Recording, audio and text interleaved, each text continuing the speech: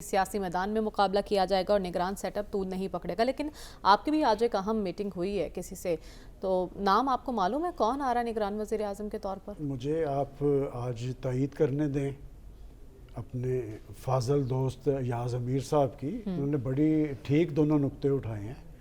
دیکھیں، میں یہی کہتا تھا کہ یہ جو فیصلے ہوتے ہیں الیکشن کے، یہ عوام نے کرنے ہیں، اور عوام کس کے ساتھ ہیں یہ پتہ چلتا ہے الیکشن کے رزلٹس میں. انہوں نے درست کہا کہ اگر دبئی میں یہ فیصلہ ہوا ہے، پولیٹیکل بیہیویئر یہی ہوتا ہے کہ جب پولیٹیشنز بیٹھتے ہیں، انہوں نے کہا کہ ہم نے الیکشن میں جانا ہے، کوئی خوف نہیں تھا. انہوں نے کہا جانا ہے. اور دوسرا وہ جو نگران گورنمنٹ کے حوالے سے بات کی ہے، کنفیوژن ہے کہ نگران پرائم منسٹر کون ہوگا. دیکھیں، میں بھی آپ کو دو روز سے ایک بات کہہ رہا ہوں کہ جی معاشی پس منظر کا حامل یا آئی ایم ایف کا پرائم منسٹر یا کوئی پولیٹیشن.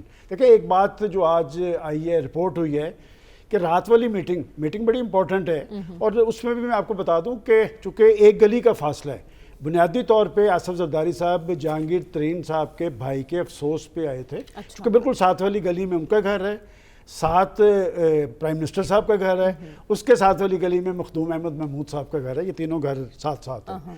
تو ملاقات امپورٹنٹ ہے. جہاں تک کہ نگران دیکھیں، انہوں نے یہاں تک کر لیا کہ اگر یہ کہتے ہیں کہ کوئی معاشی پس منظر کا حامل شخص ہو، وہ بھی دو نام ڈسکس ہوئے ہیں. کون ایک نام ہے ڈاکٹر حفیظ شیخ کا، وہ تو میں نے پہلے بھی کہا تھا کہ وہ آئے ہیں زرداری صاحب کے ساتھ. ایک اور نام ہے بڑا کریڈیبل، اس لیے کہ یہ نام مجھے نہیں پتا کہ یہ جو کہا جاتا ہے کہ جی یہ پارٹی کا نام نہیں لینا، پارٹی کوئی بین نہیں ہے. تحریک انصاف نے ایک بندے کا نام پیش کیا تھا پچھلے الیکشن میں، اس کا نام ہے ناصر کھوسا. اور پھر اس دفعہ بھی آپ کو یاد ہوگا جب نام آئے تو کریڈیبل نام جو تھا وہ ناصر کھوسا کا تھا. ناصر کھوسا صاحب نے معذرت ظاہر کر دی ہے، اور ناصر کھوسا صاحب نہ صرف نیک نام بیوروکریٹ ہیں، انہوں نے سرو کیا ہوا ہے ورلڈ بینک کو بھی، آئی ایم ایف کے معاملات بھی جانتے ہیں. اچھا، سینئر سیاستدان کی بات بھی ہو رہی ہے، تو اس کے لیے کون امیدوار؟ دیکھیں، بات یہ کہ میرے پاس جو معلومات ہے وہ میں نے آپ کو بتا دی کہ حفیظ شیخ اور ناصر کھوسا کے نام بھی گردش میں ہیں، اور کوئی بندہ بھی آئے گا. یہ بات درست کہی گئی ہے کہ انہوں نے کنسنسس کر لیا ہے کہ الیکشن کو ہم نے ڈیلے نہیں کرنا. اور ایک بات میں آپ کو بتا دوں، دیکھیں، ایک کنفیوژن آج سے چند روز پہلے تک تھی کہ شاید حکومت الیکشن سے گریزاں ہے. وہ تو بات کلیئر ہو گئی کہ حکومت الیکشن میں جا رہی ہے. ٹیکنیکل نقطہ جو ہوگا وہ میرے خیال آپ کا اگلا ٹاپک ہے مردم شماری کا، کہ وہ ایک ٹیکنیکل نقطہ بن سکتا ہے. لیکن یہ ایک خوش آئند امر ہے کہ پاکستان کی پولیٹیکل پارٹیز نے عوام سے رجوع کرنے کا فیصلہ کیا ہے، اور سب کے لیے لیول پلینگ فیلڈ ہونی چاہیے. میں نے کل بھی آپ کو کہا تھا کہ یہ تو الیکشن کمیشن کی ذمہ داری ہے. اس سے زیادہ سخت حالات تھے 2018 میں.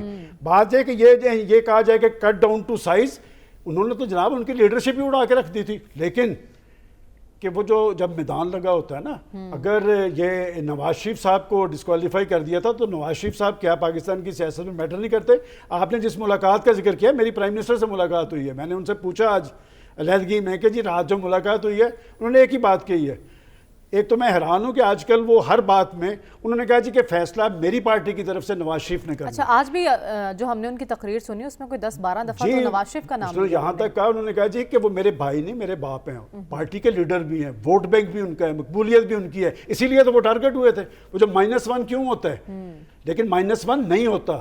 تو اس لیے کوئی ڈرنے کی ضرورت نہیں ہے. وہ جو کہا جا رہا ہے کٹ ڈاؤن ٹو سائز، بات ہے 2018 میں بھی انہیں اکثریت نہیں تھی ملی. الیکشن لڑنا چاہیے، جرأت دکھانی چاہیے. پولیٹیکل پروسیس کو کوئی نہیں روک سکتا.